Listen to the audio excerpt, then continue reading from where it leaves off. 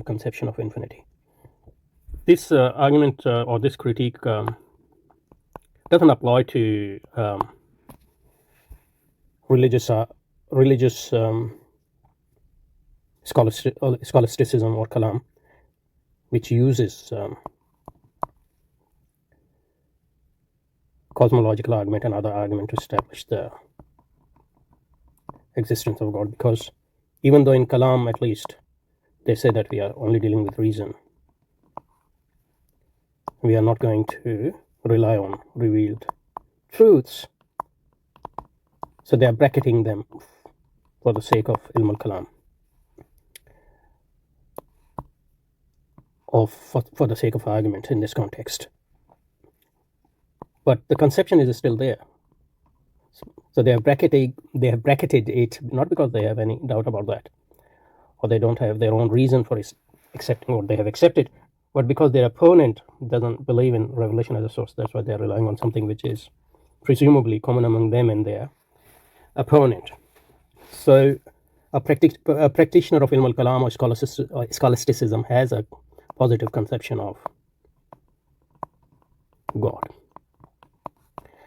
which we are calling here infinite, according to their, or corresponding to their vocabulary. So this argument doesn't apply to such a practitioner of cosmological argument, but it does apply to a pure philosophical argument at pure philosophical plane. And the critique is this: cosmological argument doesn't have any positive conception of infinite, and if they have a positive conception of infinite, that is not part of this argument.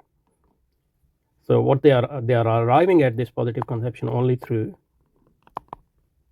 negating finite. So finite is in front of us, and we are negating finite. So infinite is everything, finite is not. So what is infinite? Infinite is what is not finite. So we are just negating what we are observing. And this is clear, more clear or clearer in German language, for example, or in other language as well. So for example, in Arabic and Persian and Urdu. So in English, finite and infinite. I mean, if we go to etymology, it will become clearer. But in German language, for example, infinite is un, which is basically what English an is, in lich or lichkeit. So that is infinity. And from there you get finite is just endlich. I didn't put end there.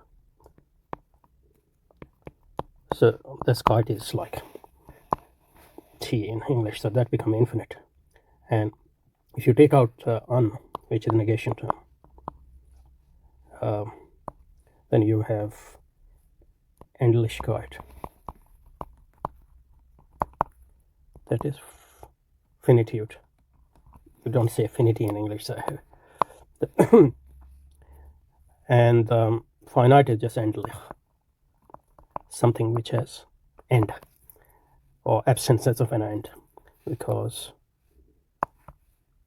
end or limit in German is ende, like English. So English is the Germanic language, so a lot of vocabulary just from there. So in there it is clear that you get infinite just by negating. You are just putting. So real thing is finite. You have a positive conception of finite because you can see it. And the same is true for example, Arabic, Persian, and so mahdud in Urdu, Arabic, Persian mean limited or finite, or غير محدود in Urdu and Persian in infinite. So you just put غير, which just mean an.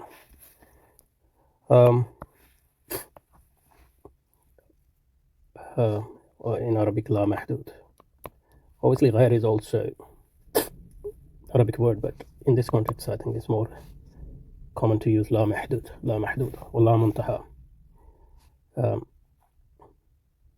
Although for infinite there are more in Urdu, Arabic, and Persian, more positive terms as well, like abad.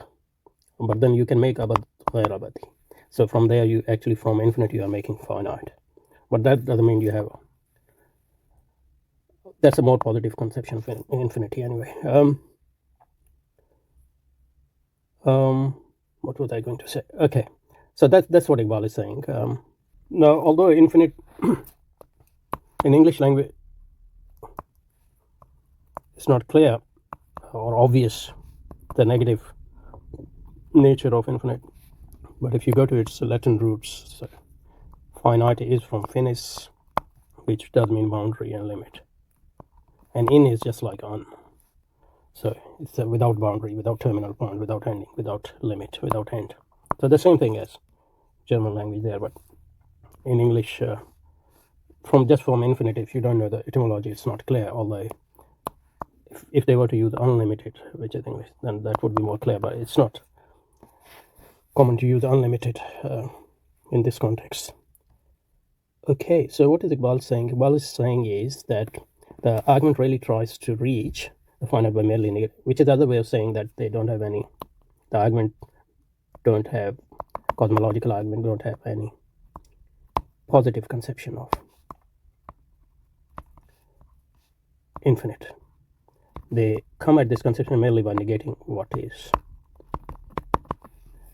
And just negating what is doesn't really give you a positive conception of, or at least a fuller conception of what is. Okay, that's his point here. I'm not saying it is devastating for the argument at this point, but it is a point which is to be kept in mind. But infinite reach by contradicting the finite is